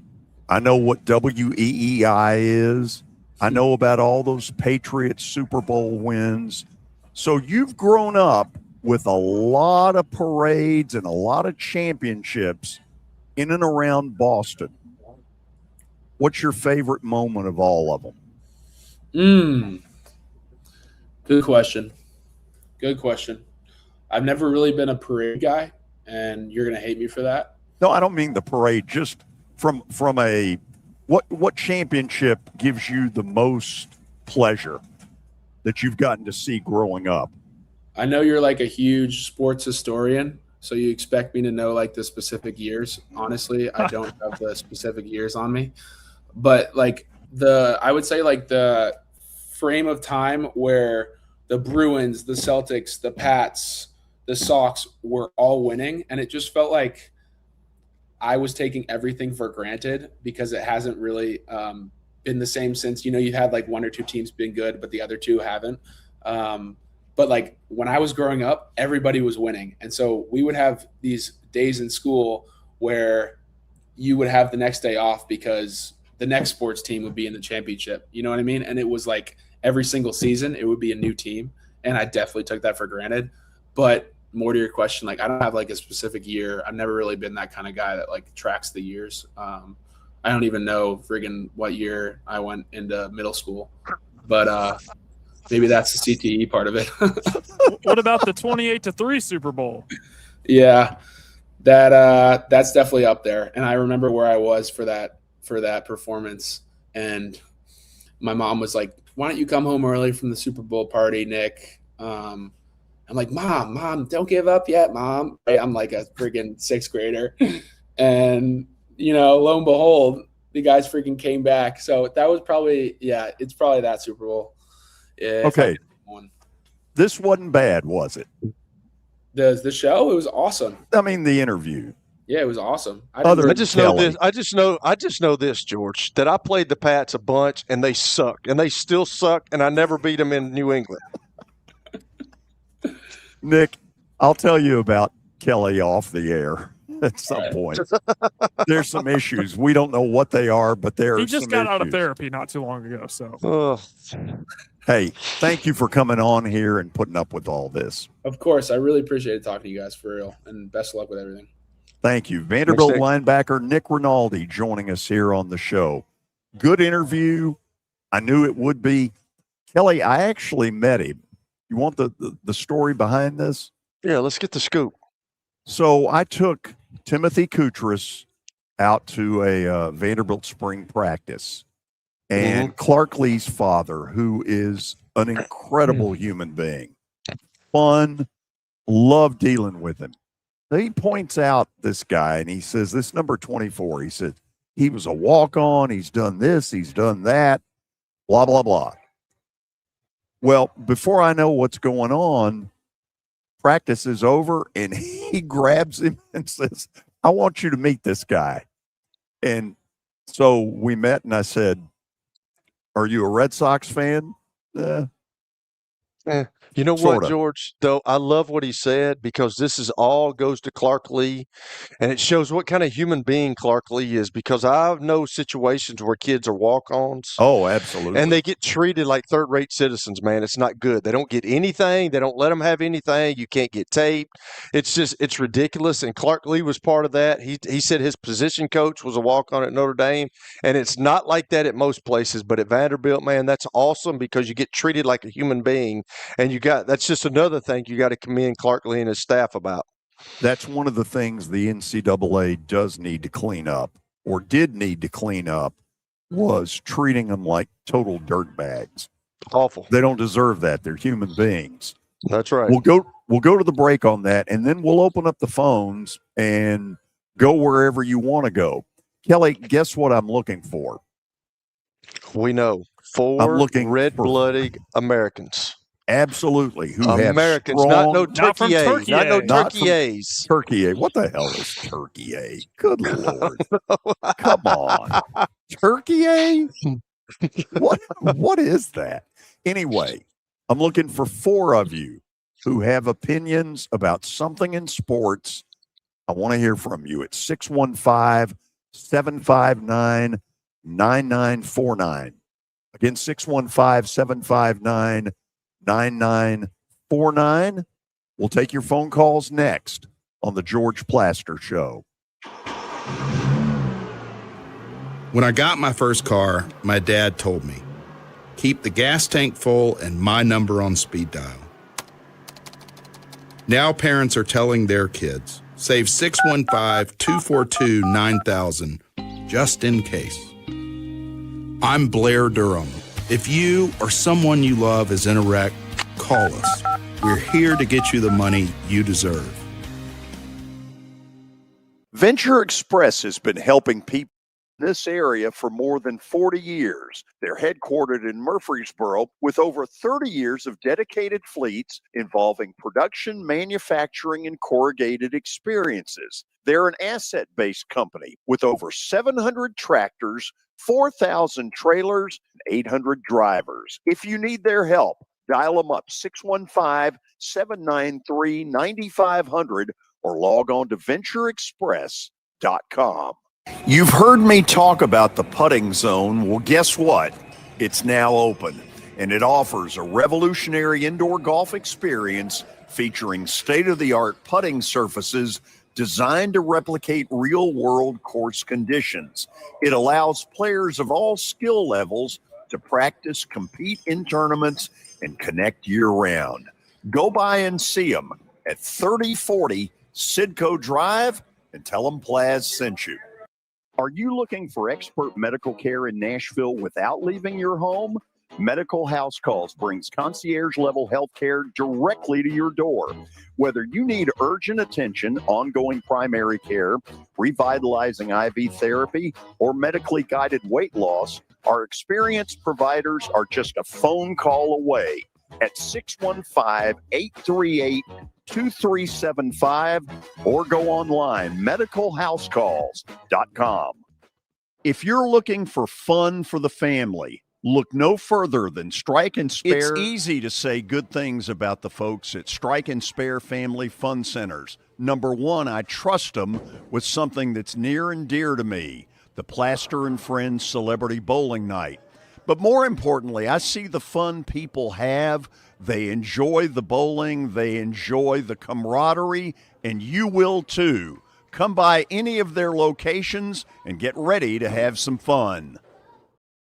Johnny Garrett's a Tennessean, a Christian conservative, and a proud father of three who's sick of the far left ruining our country with their radical policies. Conservative Johnny Garrett is proudly pro-life, pro-Trump to his core, and will always put America first. In Congress, Garrett will fight to lower taxes, cut government waste, and will always back the blue and support law and order. Garrett's fought for us in Nashville, and that's what he'll do in Congress. No to biological boys playing girl sports. No to communist China buying our farmland. And no to criminal illegals invading our state. Because with Johnny Garrett, what you see is what you get. It's time to bring more Tennessee to D.C. Send Trump conservative Johnny Garrett to Congress. I'm Johnny Garrett, candidate for Congress, and I approve this message. Paid for by Johnny Garrett for Congress.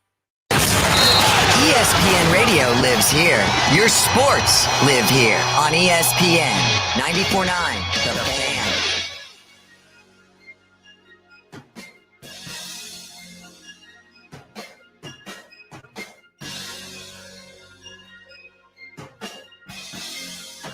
Love the fact that we have loaded lines. As we welcome all of you back, we are at First Horizon Park, home of the Nashville Sounds. They take on the Gwinnett Braves tonight under beautiful weather, 6:35 for the first pitch. Tomorrow, our show will originate from the Convention Center in Knoxville, Tennessee. The Knoxville Sports Hall of Fame is honoring my buddy Mark Griffin with an award named after Pat Summitt. And Mark is a very dear friend, and I decided, by golly, I'm going to honor him, and we're going to do the show up there tomorrow. What's the actual? Do you have? I'm finding the name of it. Okay. He put it out on his Twitter about a week ago, it looks like. Yeah. The Pat Summitt Ignite Greatness Award. That is awesome. I know he's fired up and fired up to be there tomorrow. Tony, up in Signal Mountain, Tennessee. Welcome to the show. Hey, what's going on, guys? Good. What's going on with you? Winding down the day. Thought I'd give you a call. I wanted to call yesterday, but couldn't make it. I've always loved both the NBA and NFL draft. It's my favorite, probably non-game events of the year.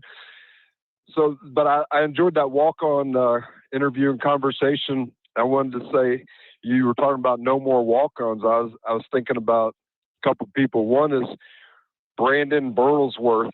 They made a movie out of him named Greater. He ended up being all SEC at Arkansas. And then another one is the most famous walk-on of all, Rudy. So I just That's right. I have a really hard time accepting that they're going to do away with walk-ons. Walk-ons definitely serve a purpose, in practice. It's about the numbers, Well, I can promise you, he's not a walk-on anymore. He's played a ton for them at outside linebacker. He's no walk-on ability-wise.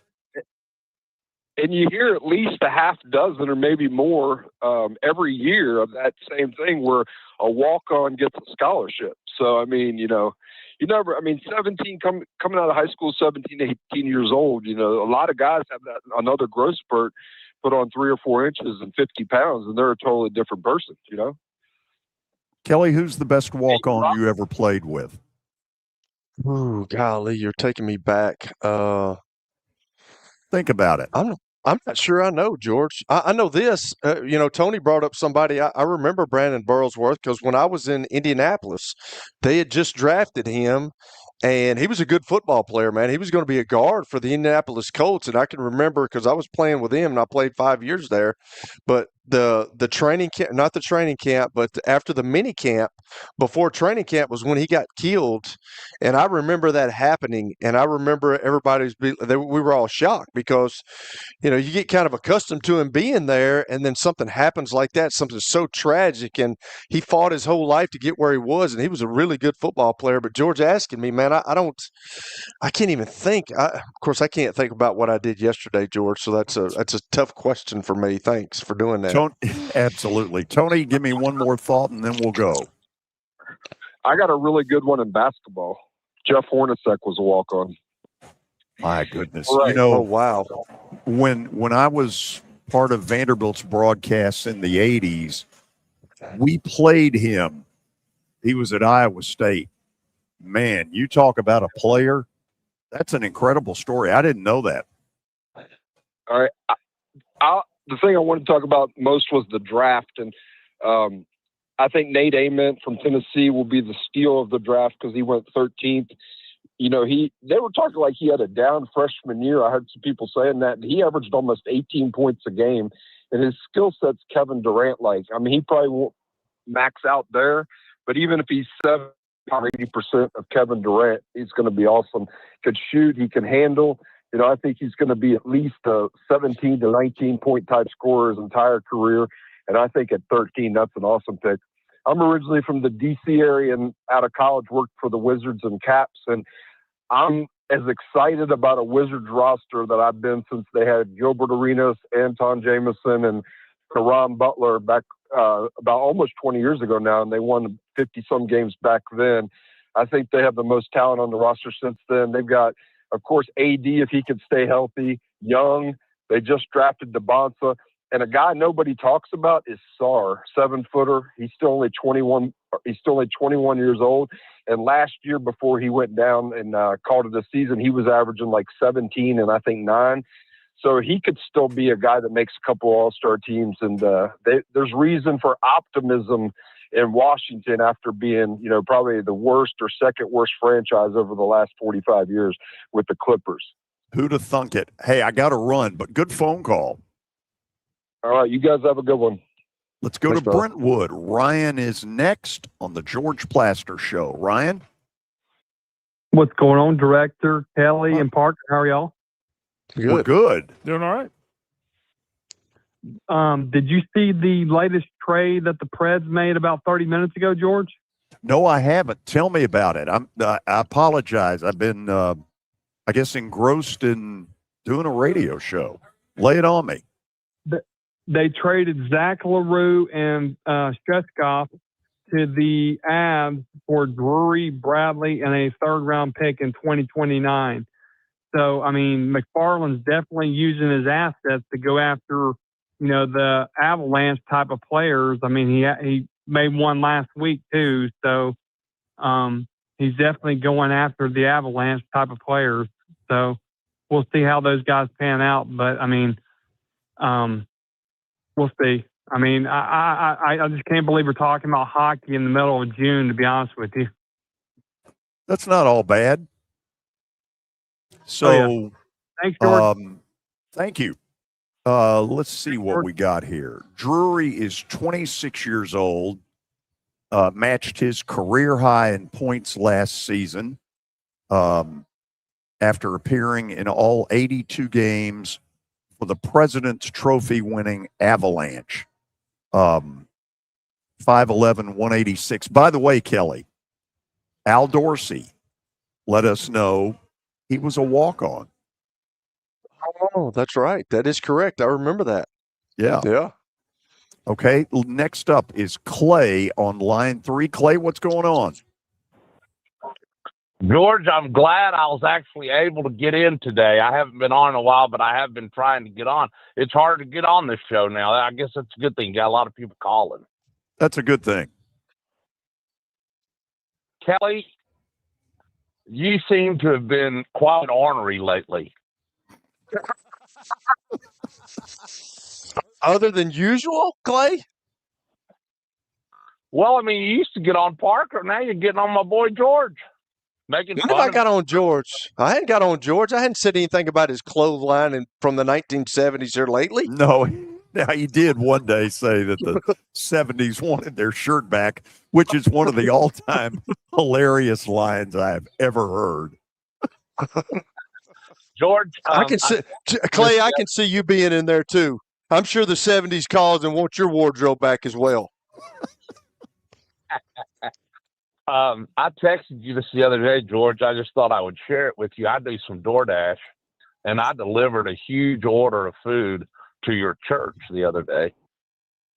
Did you So really? I know where your church is. Yes, I did. I know where your church is now. Why did they not tell me? Church. Yeah. Anyway, I really enjoyed that interview with Nick Rinaldi. I became a fan because I knew this kid was a walk-on, but this kid doesn't play like a walk-on. I mean, that kid's got ability. Then he's not a walk-on anymore. Right. Have they put him on scholarship? I mean, I would assume they have. I'm kind of talking out of school. I don't know that for sure, but I can't imagine that they haven't. I mean, I think the kid's pretty good. He made a lot of plays hit last year. He's a hell of a lot smarter than Kelly. Well, that's not hard. Let you tell it, George. I wanted You sit over there. Share this.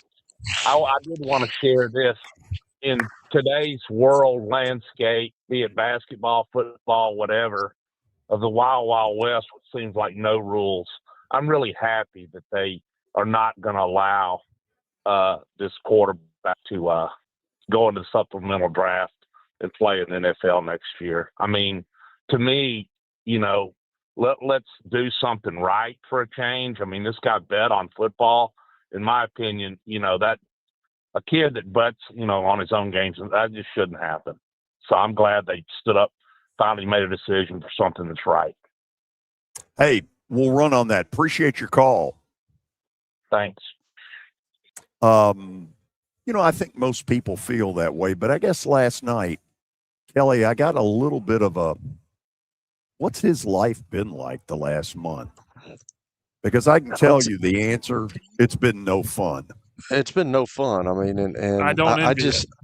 I'm afraid he's going to get blackballed, George. I know Mike Organ said he was going to have a nice NFL career, but who knows that? We don't know that. I mean, the NFL stepped in and said, you're not going in the supplemental draft. You'll have to wait to 2027. If you sit down with the team and he doesn't play this coming up year, you sit down with the team, like they're going to be asking you questions. And are they going to take a chance on that? I don't know, man. I feel I've gone to where I don't think they should have played him, which I think they got a lot of heat for that. And I think that ended up working. But now you feel kind of sorry for the kid because he's in a tough spot right now. Oh, he is. He is. Mike in Melrose is up next. Mike, what's going on? Well, in honor of my dad, I'm going to get on George a little bit. Dad's coming back from St. Louis. One thing, that your pick last night, you really went out on a limb by picking the Dodgers over the the Twins. I think they did cover. They beat them 12-3. It's called then, stat padding, Mike. That's what it's called. It's called taking the easy way out and stat padding. Yeah, but Parker, when you did it, you sucked.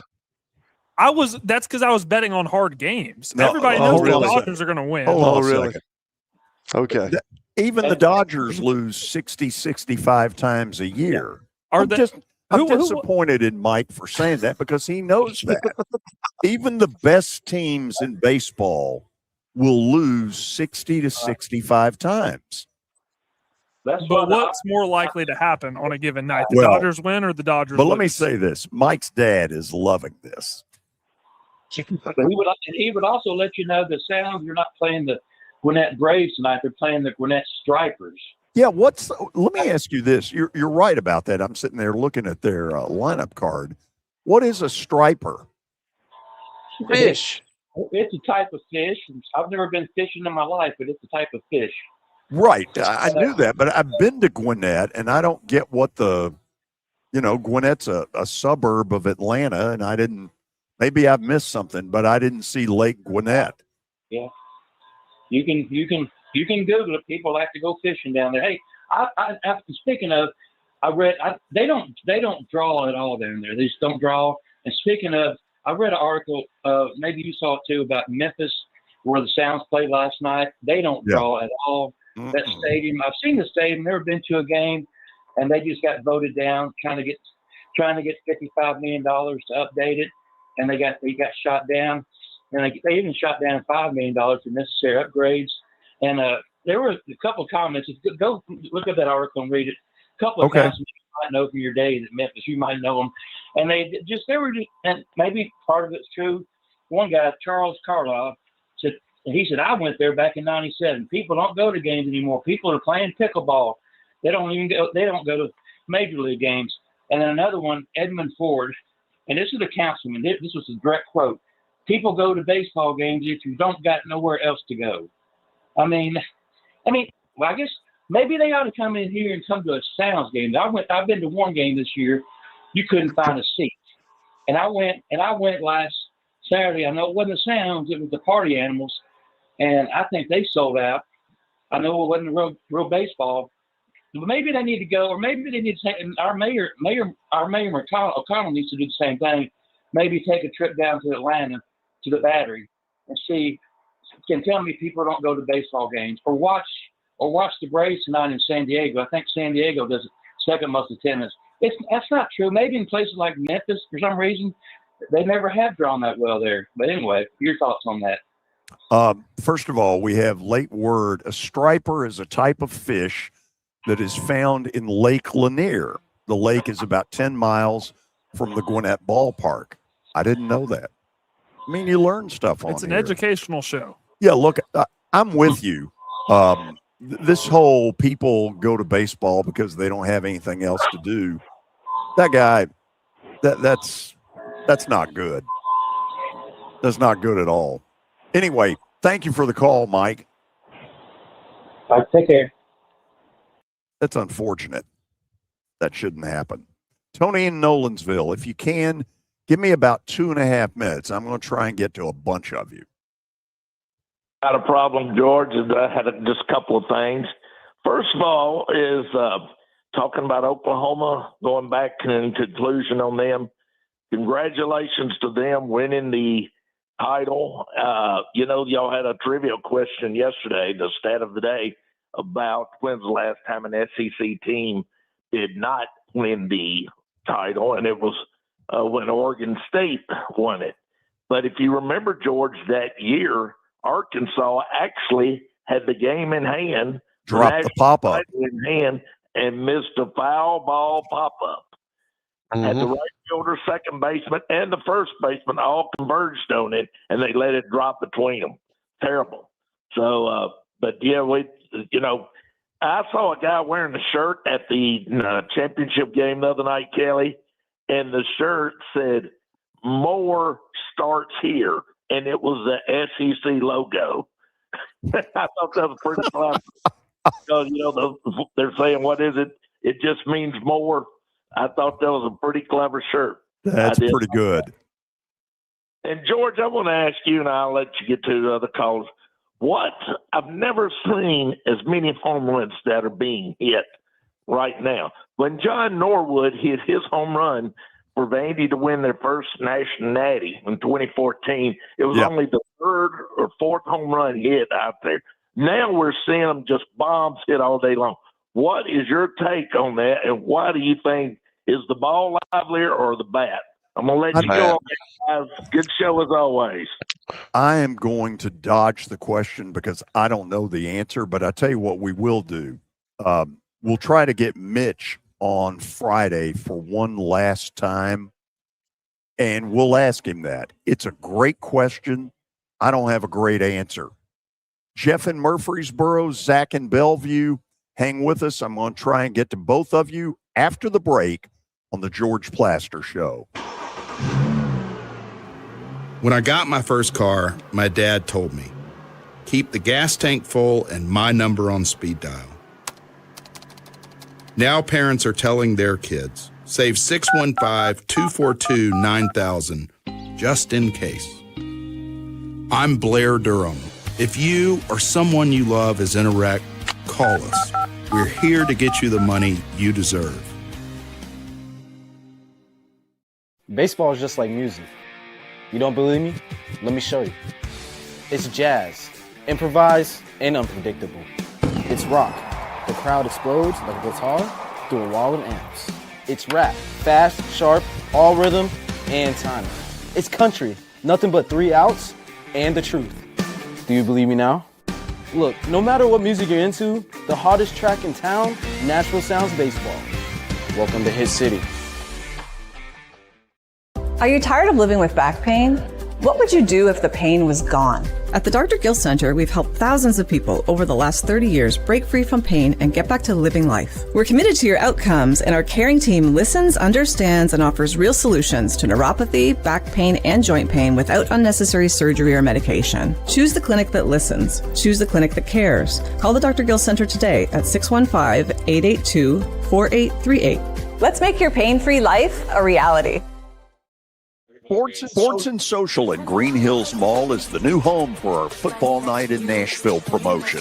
Their food is terrific. Their TV setup looks like a race and sports book in Vegas. And if you're a sports fan, you can't beat it. Starting September the 4th, we'll broadcast from Sports and Social every Thursday night. There's Pop-A-Shot, great football, and the chance to win a beautiful Mikey's Motors golf cart. See you at Sports and Social in Green Hills Mall. Clarksville, get ready. Because when the doors open at F&M Bank Arena, the noise rises. The walls shake. And the Cats take control. Fast plays, big hits, non-stop arena football. Get in the den. Get your season tickets now.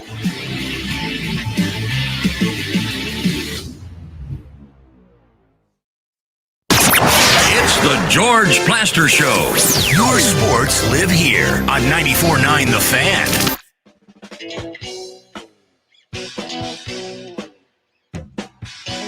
Final segment of the show from First Horizon Park, where the Sounds take on the Gwinnett Stripers tonight at 6:35 with perfect weather.